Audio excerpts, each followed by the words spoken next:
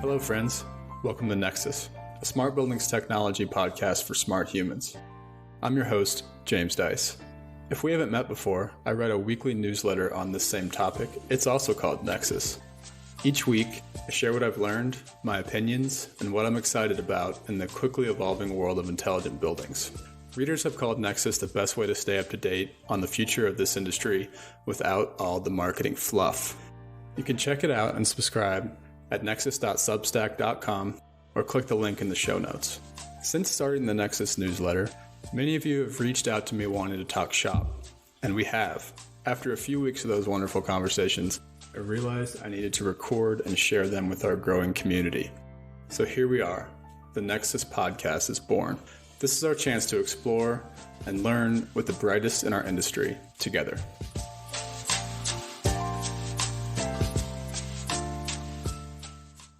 All right, let's get started. Episode 22 is a conversation with Kyle Tooke of Thoughtwire. Kyle does a great job of defining what a digital twin is, including the components it needs to have, the hierarchy of types of twins, and he even dispels some key myths around twinning itself. He also gives some concrete examples of how digital twins can decrease operational expenses, engage occupants, and even keep hospital patients safe. This episode of the podcast is directly funded by listeners like you who have joined the Nexus Pro membership community. You can find info on how to join and support the podcast at nexus.substack.com. You'll also find the show notes there, including links to Kyle's LinkedIn page. Oh, and by the way, if you take a look at your feed and you're missing some episodes, that's because those episodes are exclusive to members of Nexus Pro. Sign up for a pro membership to get your personal podcast feed with access to all the episodes. Without further ado, please enjoy Nexus Podcast, episode 22. All right. Hello, Kyle. Welcome to the show. Thanks for coming on. Can you introduce yourself for us? Yeah, sure, James. Thank you so much for having me. It's an absolute pleasure to be able to have this conversation with you today. For those of you who have never met me before, my name is Kyle Tooke. I'm the National Director of Sales for Thoughtwire. I cover all of our U.S. business for corporate and commercial real estate. I've been with Thoughtwire going on 2 years now. I've got about 7 years experience working in the real estate industry, everything from working with enterprise corporate or enterprise companies, owner operators, third-party managers, real estate investment trusts, helping them both on the back-end financials, investment management, property management and accounting world, all the way to today where I'm working with similar types of organizations focused on their smart building strategies and helping them with their journey down digital transformation. Awesome. Yeah. And one of the reasons I wanted to have you on is because the conversations we've had so far, it seems like you're so focused on educating the market. So you might represent Thoughtwire, but like your main goal, and from what I've seen from you so far, is just education. So thank you for that perspective. There's a lot of people out there that are just like super focused on sales stuff. But I can tell that you're just like, let's move this industry forward. And then hopefully that will drive sales at some point. But let's move this industry forward is the first goal for you, it seems like. Well, I absolutely believe in that. It's something that I'm passionate about. And I feel that if I can be a voice in the prop tech world and in the real estate world that can help getting executives, getting people who are involved in the smart building industry, just thinking a different way, looking towards new types of technology that's going to help accomplish use cases and visions that some of these forward-thinking organizations have. They're all trying to figure out, one, how do I get to that vision? What are the things that I need and where do I start? And what technologies am I going to be able to bring to the table and help us achieve those goals? But the challenge is, I think, as an industry, we've been stuck in doing the same thing for so long and relying upon what's comfortable. There's a lot of aversion to wanting to be a guinea pig or wanting to look at some of these new technologies until someone else has already done it for them and proven it out. Totally. Yeah. So before we kind of get into my favorite question, which you just started to answer, can you just first introduce Thoughtwire? What is Thoughtwire and what sort of solutions does Thoughtwire solve?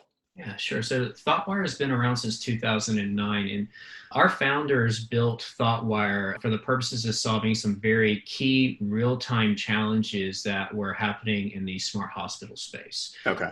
So if you think about things that are being faced by clinicians in critical care wards and ERs, or just in hospital floors in general, there's a lot of moving parts. There's a lot of technologies in those spaces, and making sure that patients are happy, patients move to the hospital in a quick and pleasing way.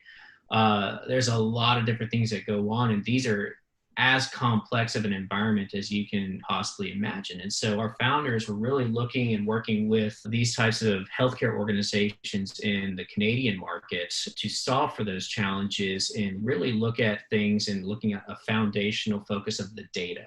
What can we do to aggregate the data from all of these systems, all of these workflows, all of these complex processes that happen in the healthcare environment, and then identify, define, and evaluate the challenges, the bottlenecks, the friction points in these workflows that clinicians face, solve for those, and provide immediate short-term value. And as we've found great success in doing that in the company's history over the last 11 years, we found that taking the success that we were able to achieve from a clinician-facing perspective translated very well in the infrastructure of the technology that we built out to the corporate commercial real estate market. So we started with a real estate partner out of Toronto proper, and started and went into our first smart building where they were looking to solve challenges around integrating disparate smart subsystems within that property. And they wanted to build the smartest building in the region.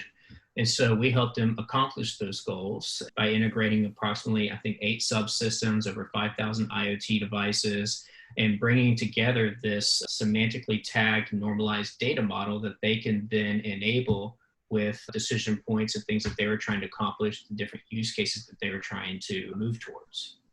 Interesting.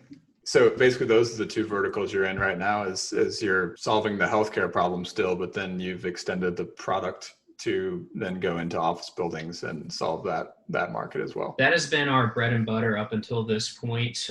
There's certainly appetite and conversations that are going on right now where our digital twin is looking to be applied in multifamily space and the industrial logistics and warehousing space, and as well as higher education.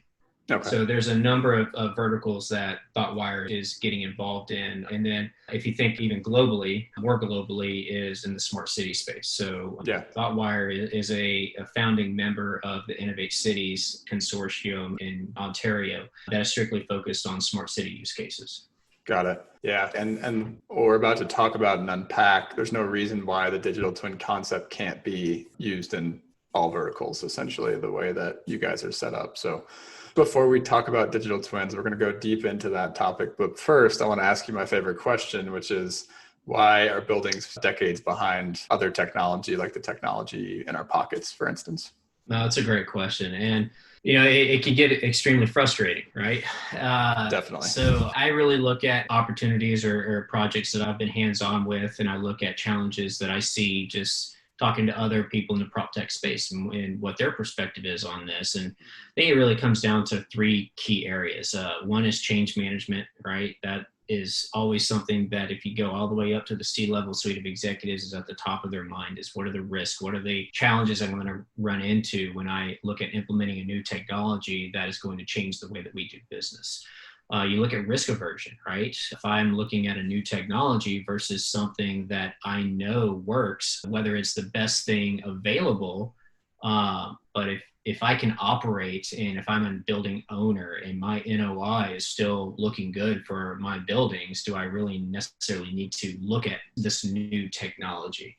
And then you also look at personnel skill sets. So speaking specifically around digital twins, digital twin is causing organizations that are adopting this type of technology to look at hybrid skill sets that have experience both in the IT world and looking at technology ecosystem, but also needing a strong engineering background as well. So you need this IT, OT hybrid skill set that really a lot of organizations don't have today. And we don't have a hopper of those types of skill sets being brought into the industry. I'm hoping that changes here very soon and we start providing more of a cross education on young professionals, understanding both the engineering side and the IT side, so that we have this new type of professional coming into the real estate organizations that can really drive, understand, and help an organization adopt, leverage, and move forward with digital twin technology. Yeah, totally. I love those three answers. I think on the risk aversion side, tell me if you agree with this. I feel like it's now becoming more risky to ignore technology. I mean, if you look at all the ways in which our society is changing right now, to be able to ignore technology, you're basically saying that I don't want to be able to change with society as it's changing. And so do you feel like that script on that is actually flipping, where it's actually more risky to not adopt some of these newer technologies? Well, just look at what's going on right now, right? So you have the dynamics of COVID, right? Yeah. Just looking at COVID right now, and you look at tenants of these buildings that are having to evaluate their work strategy, right? So not only if you just think about COVID in of itself, you have companies that are in a very strange paradox where, as an owner of the asset, you don't have revenue coming in from your tenants through the lease arrangements.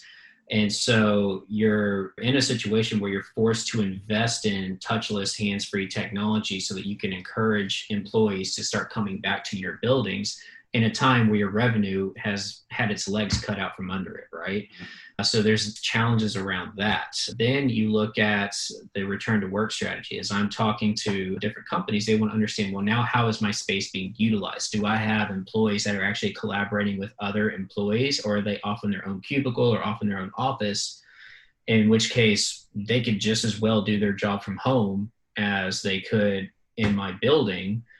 So do I need to offer them a different type of option of working from home versus being on site, right? So when you think about making those types of decisions and having the data that you would need to be able to effectively make intelligent decisions around aspects like that, that's just a couple of examples. You have to invest in technology to enable those things. Then you look at the, even like the emissions mandates, right? Yep. For New York, for example. How do I retrofit my building and I get building scientists come in, evaluate my building, get to this state, this delta that has been dictated to the building owners in New York that they have to reduce their emissions by X% by 2030. All right, now how do I get there? You have to invest in technology to get there. So you've got a number of different drivers that are pushing owners, pushing third-party managers, pushing enterprise organizations who own and operate their own campuses and properties. Like all of these types of entities are having to think about these things and move in that direction. And prior to COVID, a lot of the conversations that I was having with companies was all focused about employee experience, and everyone was actually looking at densifying their space, right?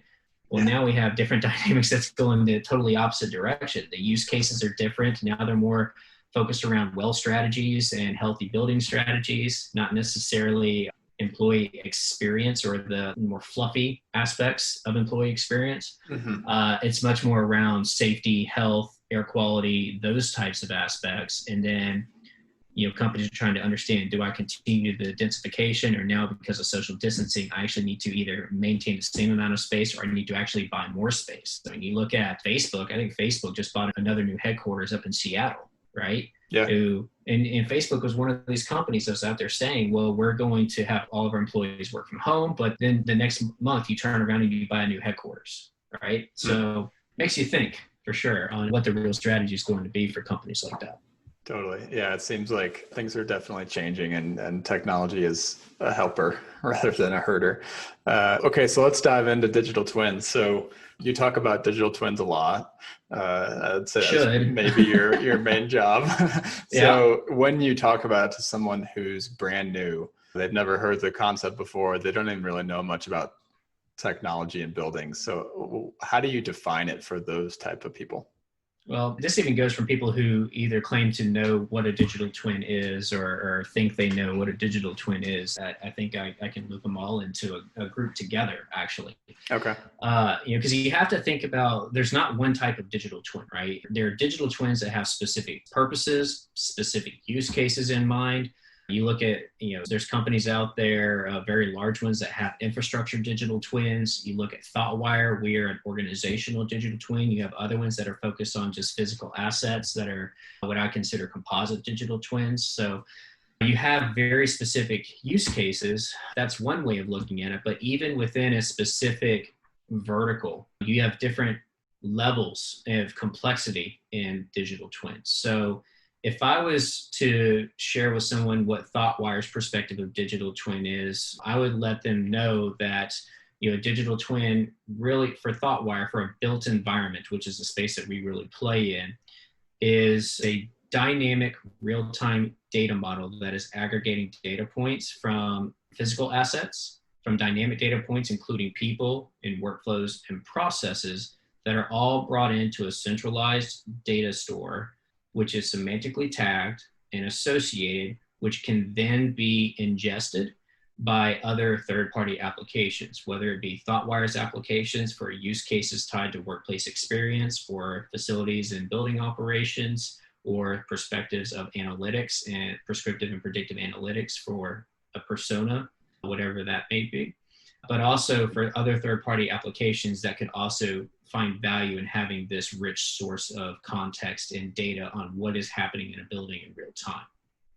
But that's looking at an organizational digital twin, which I feel is the highest hierarchy of digital twins. If I take a step back, and if you think about the old school perspective of a digital twin, you have what's called a discrete digital twin, which is a very simplistic replication. It is a data model of a single physical asset, right? So a transmission, an engine, an oil derrick, right? The old school industrial version of a digital twin.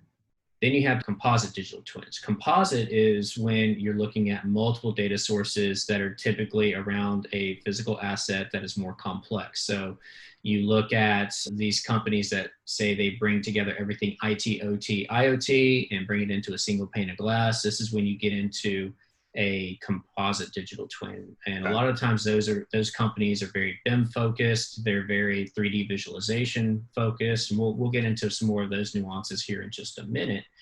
Then you have another type of digital twin that's focused around processes and workflows.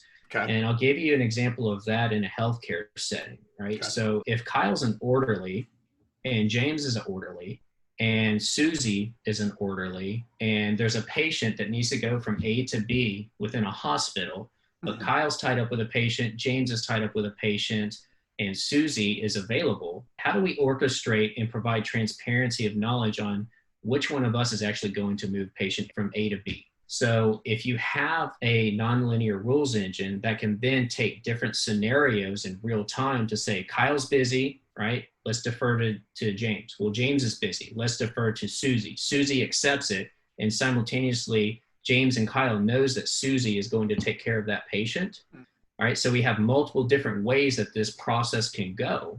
And then at the same time, you have another layer of data on top of that of where are the assets that Susie needs to be able to transport patient from A to B, right? Where's the wheelchair? Where's the cart? Where is the stretcher? Where is the IV stand, right?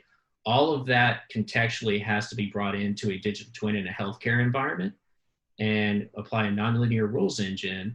And it's sourcing all of the data from the underlying technologies, people, RTLS, RFID, location tracking, all of that stuff gets brought into a digital twin that then provides knowledge, transparency, context, and enables as efficiently as possible somebody, an orderly, to get that patient from A to B. So that's an example of a process digital twin. Okay. And then the next level up, then you're saying is organizational? That's when you bring it all together, right? Okay. So that's when you get into organizational digital twin. An organizational digital twin, if you think about a real estate organization, let's just say an owner of a building, it's bringing in data from the physical assets. So all the IT, OT, IoT that's in one building across an entire portfolio. It's bringing in all the data around people. all the data around third-party data feeds like weather for metrics such as humidity, temperature, traffic is another example of that. And then you look at other potential data sources like the financials, the accounting, the asset management data, the lease administration data, the property management data that they would be using in one of those ERP type of solutions. This is all organizational data that can be brought into a digital twin to enable a real estate organization to have persona by persona throughout their company, all using the same data set, but that data set is exposed to whatever apps they need based on the metrics or the type of information that is pertinent to that individual who is using that data. I see. Okay, so that was a long definition, but a brilliant one. So let me try to state it back to you and see if I'm on the same page. So if we think about all of these different types of tools out there, components or pieces of them are, say, digital twins. So you have Discrete, which is maybe just like one asset, and you have Composite, maybe a bunch of assets, a bunch of data points. And then you have processes or workflows. And then on top of that, you have the organizational digital twin, which is kind of bringing it all together in the building. But then it could be even portfolio level data. You're bringing in ERP systems, even data from outside the building, like what Uber and Lyft statuses are, you know, in the city outside of the building. So you're bringing all that together and bringing it into one common data model. You have your static data from all of that. So like, this air handler is in this room and that patient is in that room, right? Those types of things. You have your dynamic data flowing off of all those things. And then you have some sort of platform for applications, or like you said, tooling that allows you to provide applications to users. And, you know, that's where you get into the personas and the workflows that you're enabling them to do something cool with, right? So at its simplest core, James, I mean, we look at a digital twin as a data model, right? Okay. The 3D visualizations, the nonlinear rules engine, the reasoning engines, that's all part of the services layer, right? That allows you to take the foundation, which is the normalized semantically tagged data, and then the services is what allows you through applications and tooling to achieve the outcomes and use cases that are hopefully well defined with the client and with their vision of what experiences they want to curate for a building, for a portfolio, or for an example, an entire employee base. All right. And this is where I'm going to start sprinkling in questions from LinkedIn. So this is the second week I've done this where I've put questions out there for anyone to ask. Yeah, I was right. There's been some good ones, but this one's from Tyson. So Tyson says, what are some of those examples of during the operational phase of a building? Let's just kind of bring this down to earth for all of the O&M teams out there that may or may not be listening to this. What are some examples of like using the twin and using the application that comes off of the twin for reducing their operational expenses?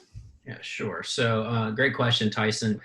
I'll give you a good example. So because a technology like Thoughtwire, you know, we're software that goes into a building and we're integrating with everything from the facility management platforms to the CMMS, the BAS, lightings, you name it, right? We're integrating with everything that's IP enabled in that space, but we also have context around people through the use of an application, through engaging with the building through a CMMS or through digital signage or through kiosks, right? This is all data that we have a strategy for.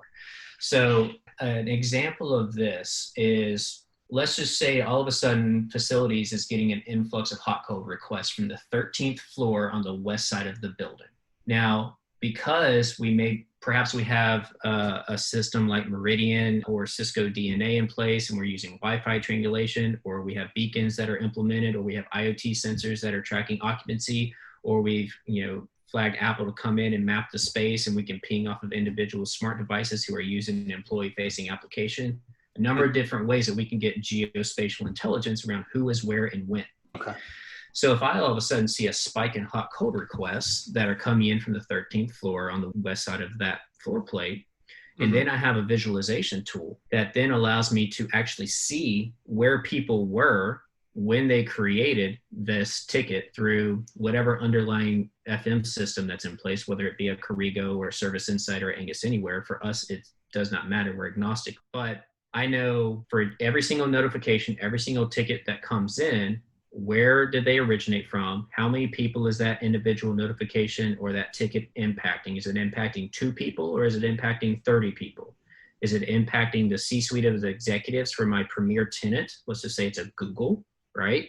Is it impacting their C-suite in my building? Or is it impacting a couple of interns? Too bad for the interns, right? Yeah. But if I have that context and I know I have this spike, all right, and I can also see population in real time. So, are there normally 20 people in a space and all of a sudden there's 100 people in that space that may be causing the system to work harder, and that may be an outlier on the rules that I have in place? Or is it legitimately just something's going on with the VAV box in that space? And because I look at the CMMS tickets, I can see, there's a VAV box and I already have a notification coming in about that VAV box, and I can associate it with these tickets or these notifications that are coming in through people pinging on the app and submitting a hot code request.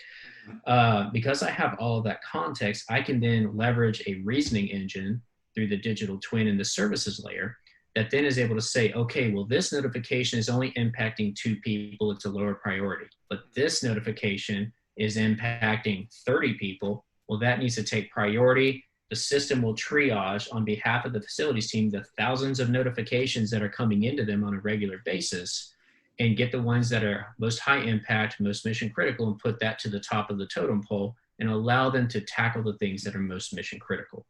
Totally. So that's taking in context, that's taking in a multitude of integration points across CMMS, HVAC, lighting, BMS, IoT sensors, Wi-Fi triangulation, a lot of different systems that are being orchestrated to understand what's actually going on in that space. And then helping make decision points on behalf of that facilities team.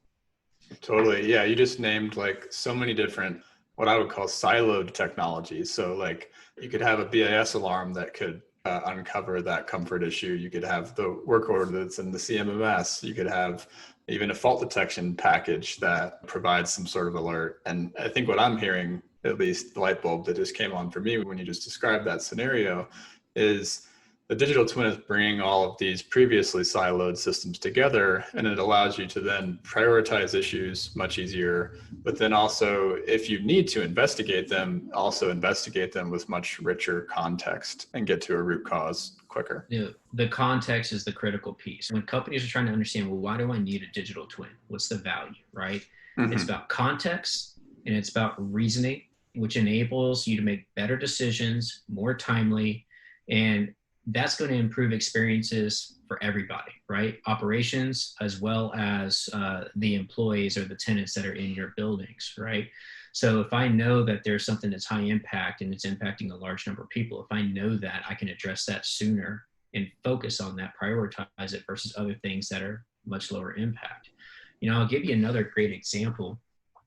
It's such a great question that Tyson had is, there's a particular company in Manhattan that I was talking to, and there were 3 properties, and I was talking to their facilities team, right? Across these 3 properties, they average about 27,000 hot code requests every single year. It takes that facilities team, an engineer or facilities manager, 15 minutes per instance to address and close out each of those hot code requests, right?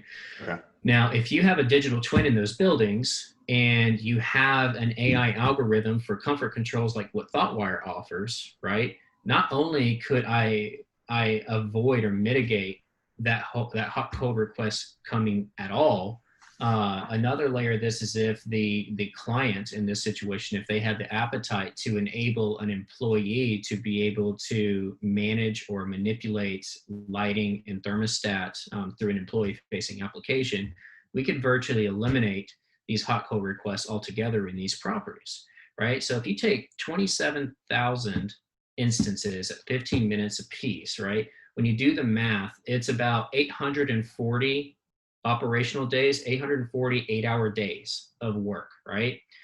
Of engineering time, which is not inexpensive, right? Addressing hot code requests. What other things could those engineers be doing as of higher value than addressing hot code requests if I eliminate that entire use case altogether? So you would eliminate them through better controls. So you're doing supervisory control that's controlling the systems better to make it's contextually providing dynamic set points, James. So, okay. Yeah. If I'm looking at historical data on within the building, I'm looking at real-time data. I'm looking at external data from like weather, humidity, things like that. And then I also have schedules, and I'm looking at who's going to be occupying what spaces there. Because as a software layer that has bi-directional communication and control to the BAS, lighting, HVAC, so on and so forth, I can dynamically dictate to those systems and change the comfort levels of that space. Everything from lighting all the way to thermostat, I can power all of that and dictate to those systems in real time, create those dynamic set points so that they're optimized for comfort in real time. Totally. Yeah. And I guess the other piece of that, eliminating hot and cold calls, was allowing the occupant to change their set points themselves, it sounds like, too. Yeah, and I mean, there's a lot of different ways you can approach that, right? A lot of operational teams will want to avoid releasing that control. But if you enable an employee to manipulate the temperature by 2 degrees plus or minus, right, and you let the AC or the heating run for 5-10 minutes so they feel the airflow, and then just revert back, almost like a placebo effect, they feel like they've accomplished something, and they're no longer thinking they need to submit a hot cold request because they feel like they can do it themselves, right? It's just to avoid that entire scenario of creating a hot cold request, which is hands down the number one request a facilities team gets in a skyscraper. Yeah, got it. All right. Cool. So let's continue on. So one of the things that I see out there when people talk about digital twins is we get hung up. We never get to really deep conversations like we've been having so far on actual use cases, because people are stuck on these, what I would call myths, or just misconceptions around what it even is. So let's try to just maybe quickly hit like 3 or 4 of these myths without getting too deep into them. So that we can move on to like the more in-depth stuff. But I feel like a lot of the questions on LinkedIn were kind of related to these myths. So the first one I would say is like, people think a digital twin, and we've already kind of dispelled this so far, but a digital twin is a 3D visualization. So what would you say to that one?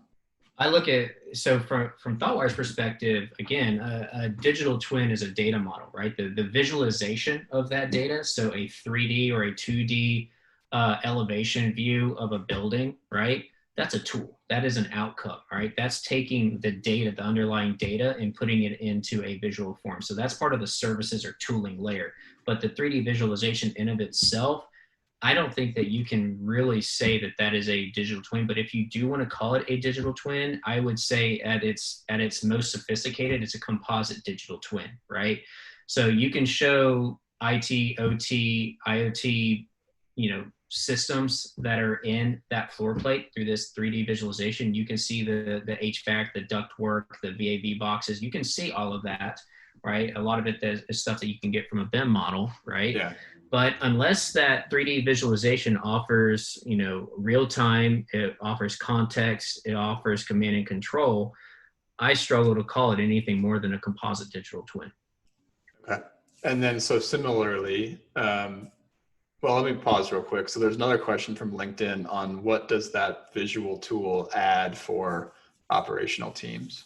Well, I think it provides, from a visual perspective, it lets them know where particular assets are. So as things are being built, there's assets that are behind the wall. If I have a 3D visualization that shows me everything that's on the floor plate, both in front of the wall and behind the wall, it allows me to see where those assets are. And then depending upon the company providing this 3D visualization, if they have wayfinding tooling, you can even add, that use case or that workflow of, if I am a facility manager and I'm not very familiar with the building, because I'm usually at another building or I'm responsible for multiple buildings, right? It allows me to wayfind to where an asset is. So I think for the most part, it gives you a different way of looking at the property or looking at the building. And hopefully that 3D visualization has been updated so that you have current information in that 3D visualization. Totally. Yeah. So another one of like a use case of the visualization layer that I heard the other day is like, say a technician is going out to, change out a pump or something. Someone's able to exactly zoom in on the shutoff valve, for instance, and say the shutoff valve is right here, and you turn it counterclockwise or whatever. And just before you go on site, be able to kind of explore the site and get into that level of detail. Okay. So Similarly, though, so another myth is digital twin is the same thing, or digital twin is BIM. So what would you say to that sort of misconception? So there's a lot of companies out there that are trying to take the BIM model and move it into the operation and maintenance, Right. phase of it. Right now, I think, as we all know, I mean, BIM is an as-built data model, is part of the construction build out, and whether a company has actually invested enough into that BIM model, its levels of sophistication and data richness varies. I mean, I think most of us in the industry know that most of the buildings in New York, for example, right, are older buildings that don't even have a BIM model. And if it does have a BIM model, it's in a tattered piece of paper that's turning yellow in the basement that's starting to, completely just dissolve.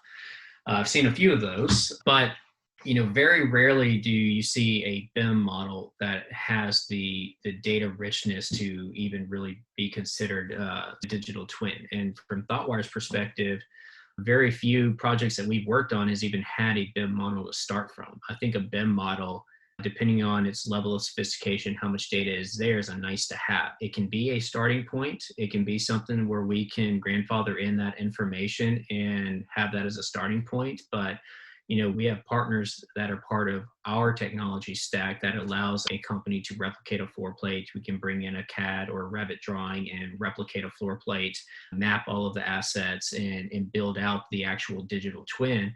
You don't have to have a BIM at all to accomplish that. So, my perspective, BIM is an as-built data model. Digital twin is a living, breathing, ever-evolving, ever-changing, dynamic data model that constantly has new information coming into it, and it is automatically updating as that new information becomes available. I like that. Okay, so our third and final myth is if a building is not new, like you said, most buildings are not, and it doesn't have the as-built data model, which is your BIM, I think people kind of write off the whole digital twin concept because they say it's going to be way too expensive to build that out without the existing BIM model already available. I think someone said in our Nexus Pro member gathering in June, I quote, "No one is going to build this for an existing building." And yet there are companies that are proposing just that, like Thoughtwire. So what would you guys say to someone like that? There's a number of retrofit projects that we've been part of where there is no BIM model in place, and as far as how expensive it is, Thoughtwire offers a software as a service model, right? So the services part of the engagement that we do, it encompasses all of this build out, and it's extremely cost effective. And I certainly wouldn't say that it's more expensive for existing buildings versus new builds. Half the time a digital twin gets slapped on after the fact, after the infrastructure design phase anyway, right now, which we are, as diligently as possible trying to educate the market that if you're building a new building, digital twin needs to be part of the conversation during the infrastructure design phase. Totally. We need to be absolutely part of that at the very beginning. Not only can a digital twin help with the commissioning process and recommissioning process, but it immediately translates over into the operational mode of the building. So the cost for Thoughtwire, whether it is a pre-existing building or it's a new build, is no different, right? Our pricing model is relative, whether we're coming into a building who already has a BIM in place or we're coming into one who has one that is completely non-existent. Totally. Yeah, that makes total sense. I feel like that just throws that argument out the window. Okay, so let's kind of dive into Thoughtwire specifically. So, I mean, ideally you would be able to show everyone a really cool demo, but you can't do that. So I think I want to No, they just need to call me if they want one of those. There you go. So let's zoom in on so we talked about data model, static data, live data, but then the platform for applications. So let's zoom in on the platform for applications. So like what capabilities do these applications provide these users of the digital twin? Yeah. So if we're talking specifically about corporate and commercial real estate, we'll start with that vertical. So Thoughtwire at its foundation for all verticals starts with the data model. So it starts with the digital twin. Again, this normalized repository of data that is semantically tagged to be able to be utilized and ingested by other applications, whether it's Thoughtwire's applications or a third party. The applications that we're putting on top of this, which gets into the services layer. So when we talk about commercial and corporate real estate, there's really 3 interfaces today, and it's about to be consolidated into 2. But we provide an employee-facing or a digital workplace platform called @Work. So with @Work, this is going to be HTML5 kiosk as well as native Android and an iOS application that encompasses everything from comfort controls from an employee perspective to community and information about the building, information around calendars and scheduling of what's going on, room booking and hot desking, as well as integrating with other third-party applications. But the root of really what we're doing on the employee-facing side or the tenant-facing side is curating a common experience for an employee or a tenant base across a global portfolio where infrastructure is different in each and every building. There's no ability for these companies to standardize. But from Thoughtwire's perspective, we don't care who they're using for room booking. We don't care who they're using for facility maintenance or the ticketing system for CMMS. We don't care who they're using for calendars and scheduling.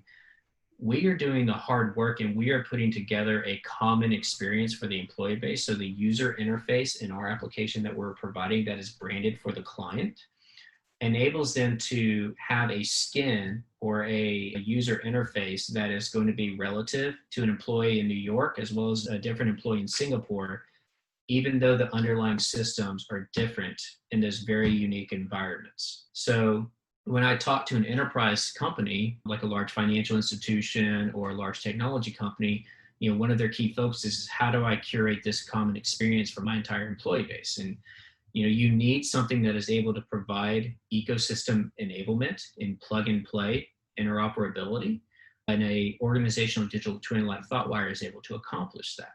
So as we go into these different buildings, the subsystems, the HVAC lighting, the third-party SaaS technologies that are in those buildings, they're going to vary. But as we go into these environments and we do these massive integration projects, we are ingesting all of this disparate data and translating it into a common language that Thoughtwire systems understand. And then we are able to expose that to allow third parties applications to make use of that to accomplish whatever use cases or experiences they're wanting to achieve. So the app is just one way. And Thoughtwire's difference between just on the app side than maybe some of the other employee experience apps out there is Thoughtwire very much has a strategy around the data. The use of the application is a key data point that gives me some dynamic insight into James, for example. If you were in one of the major marquee buildings in New York, as you're navigating that building, as you're using that app, that is all key data that is flowing into our digital twin to provide context that help augment and make better decisions on the operational and facility side. I gave you a great example just a little bit on the context that we were able to derive by people creating CMMS tickets for hot cold requests. And we see this spike of hot cold requests at 3 p.m. on the 13th floor. All of that is context, and a large chunk of that information is from the use of an application or the use of understanding where people are when they're creating those tickets.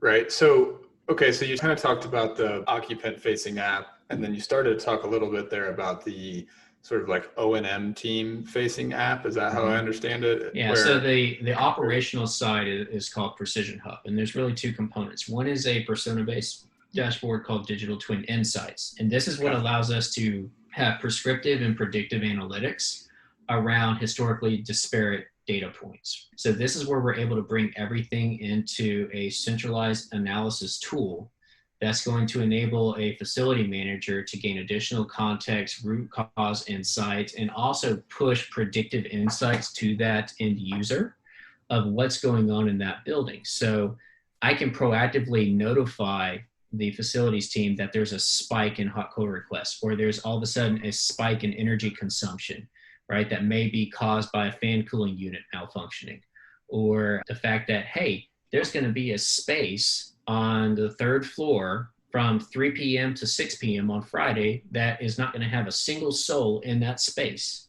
Would you like to create a micro load shed event for that specific space to optimize it for efficiency?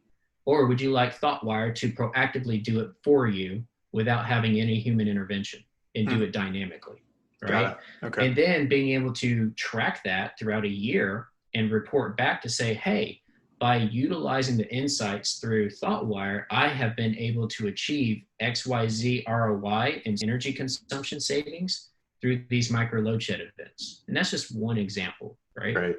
Right. And you're able to do that because you have the occupancy schedule data that came from sort of the other side, the other app, and it's all, one data model, one sort of data platform. That's fascinating. Okay. And then other things that you're able to do with that, James, you have complex workflow orchestration. So because we're integrated with all of the systems in the building, being able to schedule things like load shed events is one of them.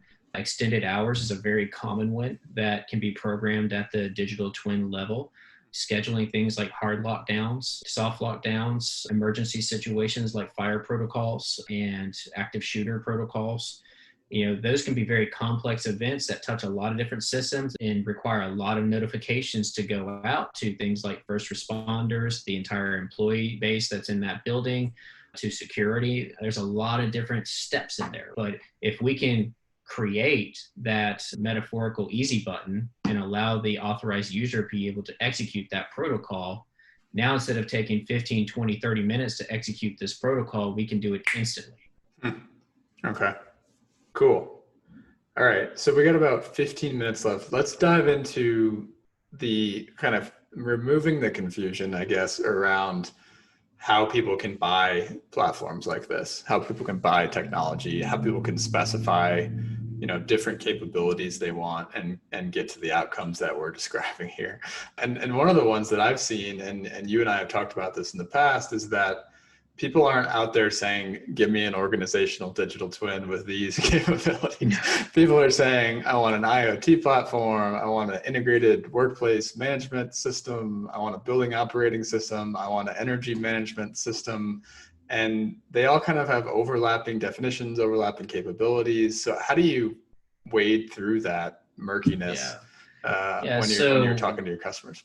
Thoughtwire has been awarded a number of relationships or contracts. We've been called an IoT platform. We've been called a building operating system. We've been called a master services integration platform.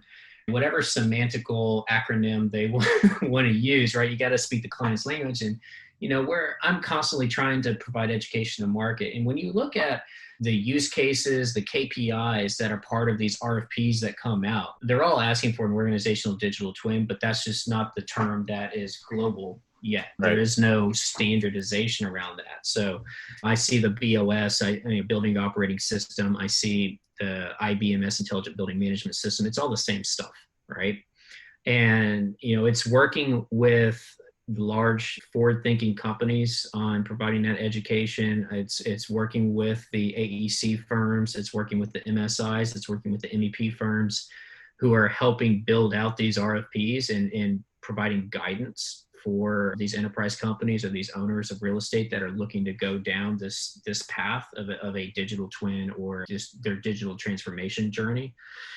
It's been spending a lot of time working with these consultants and providing them the education, helping them understand what are the use cases for a digital twin, what are the things that you can accomplish. That way we can start expanding the vision of what a lot of these companies are looking to achieve and get them to think about things that maybe they didn't even know was possible because they've been so used to being stuck with this enterprise BAS platform. They've been trying to feed everything into that, which has its own challenges in of its own. It's creating vendor lock the more and more they put everything at the BAS level versus looking at a higher hierarchy next gen type of platform like a digital twin. Yeah, so you hit on the lock-in there. So how do you help these consultants sort of specify a digital twin or one of these other acronyms that is open versus closed and locked down? How do you think about that? Well, it really comes down to, if you think about starting with the client, right? You start with, who is the client? If we're talking about an enterprise company, their client is the employee. If you think about an owner operator, their clients are the tenants and the leadership of those tenants. And you look at who's the customer and work out what use cases are you trying to accomplish to improve the experiences of the day in the life of that customer, whether it's an employee, a tenant, an operations professional. And once you start working back into what integrations have to occur, and what raw data points need to be exposed and aggregated to bring into something like a digital twin, it naturally creates the need for you to have an open ecosystem. Otherwise, a lot of these use cases that get defined in these RFPs, you can't even accomplish them.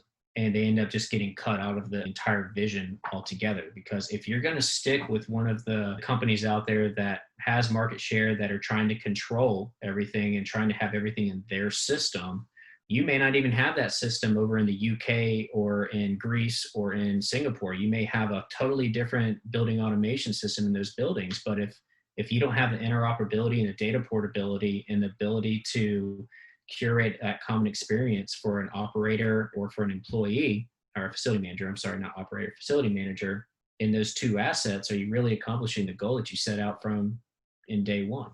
I think this is one of the biggest drivers for opening things up in our industry, is that requirements, like we talked about at the beginning, building city energy ordinances, COVID, like the requirements of a building are increasing. And if the closed systems, or the walled gardens, as Andrew called it last week on the podcast, if those can't keep up, then people are going to have to open their systems up to the platforms that can. And the ones that can are the ones that bring in like the all-star game approach. They're bringing in everyone, to the table, into the solution. So that's cool. Okay. So you mentioned consultants, and you and I have talked about this in the past. I just want to like hit this at the end here of this sort of section of the conversation. But how are you thinking about the people that get it as we've kind of laid out this vision versus the people that don't get it? Because what I've seen is like there are RFPs in this space, and I would say this space, but also building analytics as well. I've seen a lot of RFPs on the building analytics side, and you can tell the person writing the RFP just like, didn't really understand what they were specifying here. And that happens on the building automation system side as well. Everyone talks about how the copy and paste problem with these specs. How do you think about helping the consultants kind of move them along on their understanding of this technology? And sort of what would you say to all of them out there listening to this? Well, so Thoughtwire, me personally, right? Myself and my head of product and data, the two of us have invested an enormous amount of time with a lot of the consulting firms who want to be thought leaders in this space, who want to start driving the industry in that direction instead of relying upon the more traditional methods of smart building technology, leaning on enterprise BAS platforms, right?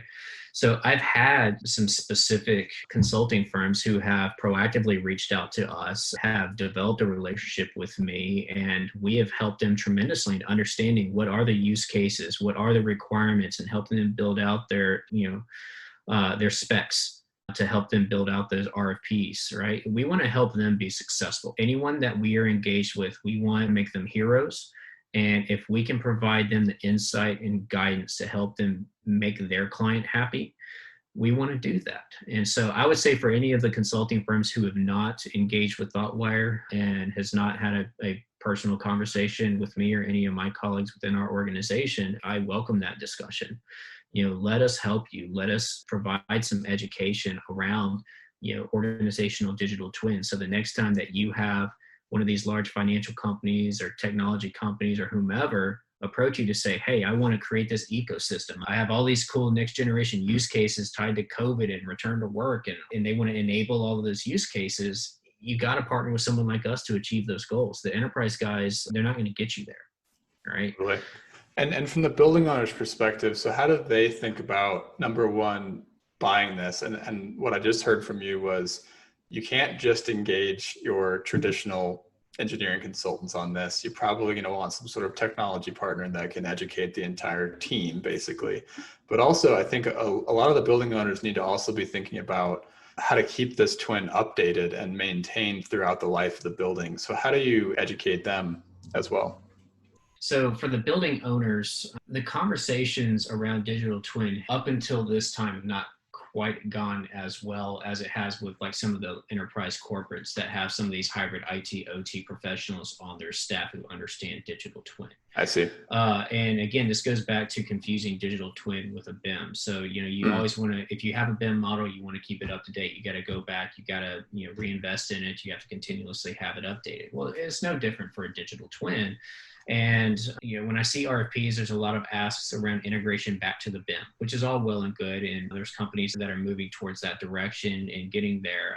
One of our partners that we utilize for mapping and wayfinding has that on their roadmap to have that accomplished as well. But, our partner, we provide our own content management platform that allows a end user, an administrator of the platform, to be able to dynamically update and keep the floor plates updated, keep the assets that are mapped onto that floor plate updated within our system.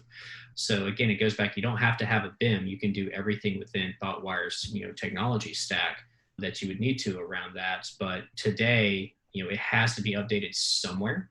So whether that's being updated in a BIM and then that's being updated into the digital twin, whoever the provider of that digital twin is, or in Thoughtwire's case, it's being updated in that content management platform that is in the back-end tooling of our solution. I see. Okay. So it's one or the other. It's got to be updated somewhere, right? Yeah, totally. All right, cool. So as we kind of close things out, I want to combine two questions into one, which is, what are you seeing in terms of the impact COVID is having on our industry right now? And then in the same vein, I guess, like, kind of what are you excited about with our industry and moving forward? Well, COVID's created a lot of challenges. And when I look at challenges usually breed opportunity. So I look at the silver lining of it. Now, has it impacted a lot of the conversations I was having prior to COVID? Oh, absolutely. But I would say I am busier now, and Thoughtwire as a whole is busier now than we ever were pre-COVID, because what it has created is a sense of urgency, a whole new set of use cases that are top priority now, whether you're an owner or a third-party manager or an enterprise company who's trying to get your employees back in the office. So the need for data has become even more paramount. And I think that's really shined a light on that. Regardless of who you are in the industry, the need for data and having context and really understanding how the buildings are being utilized, who is in those buildings, who are they collaborating with, and who actually needs to be there versus who can work from home. Then also, as I bring people back into these offices, how do I make sure that they know that they're safe? How do I ensure that the air quality is where it needs to be? How do I ensure people are respecting the social distancing parameters to prevent spread? How do I make sure that the air is within a certain temperature range, within a certain humidity range, to make sure that the transmission of COVID is kept under control based on guidelines from the WHO and the CDC? There's so many new use cases, so many new conversations that were secondary prior to COVID that are now at the top of their list. And the fortunate thing for Thoughtwire being a digital twin provider is that data richness and that context is our bread and butter. That is what we do. So enabling those use cases, enabling those technologies, and providing that context and that transparency for an organization trying to make those very difficult decisions, a digital twin is an ideal solution to answer for that. Totally. Well, thanks so much for coming on the show. There's so much more I think I want to talk to you about. So let's do it again. We'll have to do it again sometime. And thanks for fitting us into your busy schedule. And thanks for doing what you do. Hey, I appreciate it, James. Thank you for doing what you do in your platform on educating the market. So I really relish the opportunity to speak with you and share my thoughts. So look forward to doing this again with you next time. Cool. Talk soon. All right. Thank you. All right, friends. Thanks for listening to this episode of the Nexus Podcast. For more episodes like this and to get the weekly Nexus newsletter, please subscribe at nexus.substack.com. You can find show notes for this conversation there as well. As always, please reach out on LinkedIn with any thoughts on this episode. I'd love to hear from you. Have a great day.